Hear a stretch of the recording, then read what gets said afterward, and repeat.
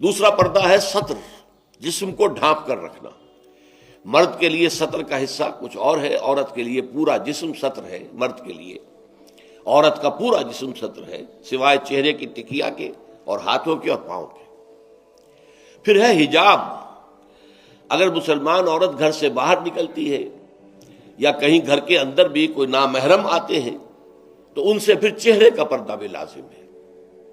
محرم کون ہے؟ محرم وہ لوگ ہوتے ہیں کہ جن سے کسی بھی حالت میں کبھی بھی نکاح کا کوئی امکان نہ ہو۔ باپ سب سے بڑا محرم ہے۔ ظاہر بات ہے کہ کچھ بھی ہو جائے بیٹی کا اور باپ کا نکاح نہیں ہو سکتا۔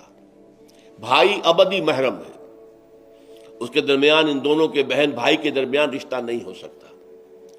البتہ ایک شکل یہ ہے کہ ایک بہن اس وقت کسی بہنوئی کے گھر میں ہے، لیکن یہ کہ اگر اس بہن کا انتقال ہو جائے تو دوسری بہن سے اس کا نکاح ہو سکتا ہے، لہذا وہ نامحرم شمار ہوگا، وہ محرم نہیں ہوگا۔ اس حوالے سے وہ جو ابدی محرمات ابدیہ ہے وہ ہے محرم، اور ان کے سامنے کھلے چہرے کے ساتھ بھی عورت نہیں آ سکتی۔ اور محرموں کی فہرست جو ہے وہ سورہ نور کے اندر دے دی گئی ہے، بڑی مفصل اور تفصیلی آیت ہے۔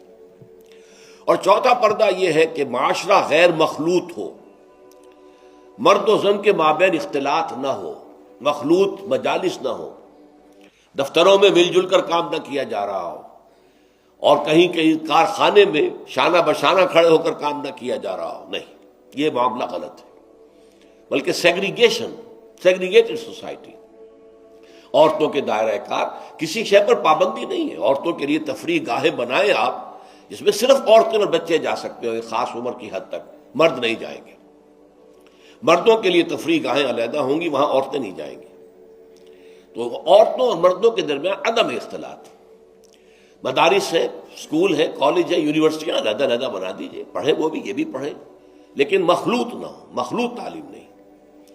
تو یہ جو ہے غیر مخلوط معاشرت، یہ در حقیقت اسلامی معاشرے کا سب سے بڑا امتیاز ہے، سب سے بڑا علم ہے، سب سے بڑا شعار ہے۔ کوئی بھی غیر مسلم جو ہے اسلامی معاشرے میں آئے گا تو سب سے زیادہ بات جو اسے محسوس ہوگی وہ یہ ہے کہ یہاں عورتیں اور مرد جو ہیں وہ آپس میں ملے جلے ہوئے نہیں ہیں، بلکہ ان کے درمیان ایک گویا کہ بہت بڑا پردہ جو ہے معاشرے کے اندر لٹکا ہوا ہے، سیگریگیشن ہے۔ باقی یہ ہے کہ سطر سے آگے جسم جو ہے وہ صرف زوجین کے سامنے کھلے گا۔ مرد کا سطر صرف بیوی کے سامنے کھلے گا، یا ڈاکٹر اگر کوئی سرجری کرنی ہے تو ظاہر بات ہے کہ اس میں وہ پردہ نہیں ہوگا۔ عورت کا بھی چہرہ، ہاتھ اور پیر کے علاوہ جسم کا کوئی حصہ کسی محرم کے سامنے نہیں کھلے گا سوائے شوہر کے یا ڈاکٹر کے۔ یہ سارا جو تفصیلی نظام دیا گیا ہے، اس کا ہدف کیا ہے کہ یہ مرد اور عورت کے درمیان جو کشش اللہ نے رکھی ہے، زبردست کشش، یہ کشش اگر نہ ہو تو تمدن کا یہ ہنگامہ ہی نہ ہو، شادیاں لوگ کریں ہی نہ، اور لوگ جو ہیں یہ مشقتیں اور یہ مصیبتیں جھیلیں ہی نہ۔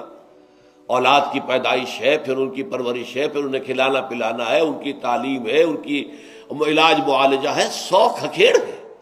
یہ سارا انسان کیوں برداشت کرتا ہے کہ جنسی جذبہ بہت زوردار اللہ تعالیٰ نے انسانوں میں رکھ دیا ہے۔ تو جتنا یہ زوردار جذبہ ہے اتنا ہی اسے کنٹرول کرنے کے لیے گھوڑا جتنا منہ زور ہو اتنی ہی مضبوط لگام اس کو دینی چاہیے۔ لہذا اس کے لیے یہ حدود اور قیود عائد کر دیے گئے تاکہ جو سیکشول ارج ہے یا سیکشول اٹریکشن جو کہ جنسی طور پر انسان کے اندر ہے، مرد میں بھی ہے عورت میں بھی ہے، وہ کل کی کل زوجین پر مرتکز ہو جائے۔ شوہر کا وہ پوری سیکشول ارج جو ہے وہ اپنی بیوی پر مرکوز ہو، بیوی کی وہ پوری جو سیکشول ارج ہے وہ اپنے شوہر پر مرکوز ہو، ادھر ادھر نگاہیں نہ بھٹکیں۔ مبادا کہیں جا کر کسی مرد کی نگاہ میں کوئی عورت کھب گئی، اب ظاہر بات ہے کہ آنکھ سے ہو کر وہ تصویر جو ہے نہا خانہ دل میں اتر جاتی ہے، پھر وہ خوابوں میں آئے گی، خیال میں چھائی رہے گی، نتیجہ کیا ہوگا؟ اپنی بیوی کی طرف سے توجہ ہٹ جائے گی۔ وہ جو بانڈ آف لو ہے اور باہمی اٹینشن ہے ایک دوسرے کی طرف شوہر اور بیوی کی، وہ کم ہو جائے گی، اور اس کا نتیجہ کیا نکلے گا کہ خاندان کا ادارہ کمزور ہو جائے گا، جس سے کہ اسلام چاہتا ہے کہ بہت مضبوط ادارہ ہو۔ اس لیے یہ ساری قدغنیں ہیں، یہ سارے ضوابط ہیں، یہ قواعد ہیں، بلکہ اسلامی معاشرے کا جیسا کہ میں نے عرض کیا ہے یہ سب سے نمایاں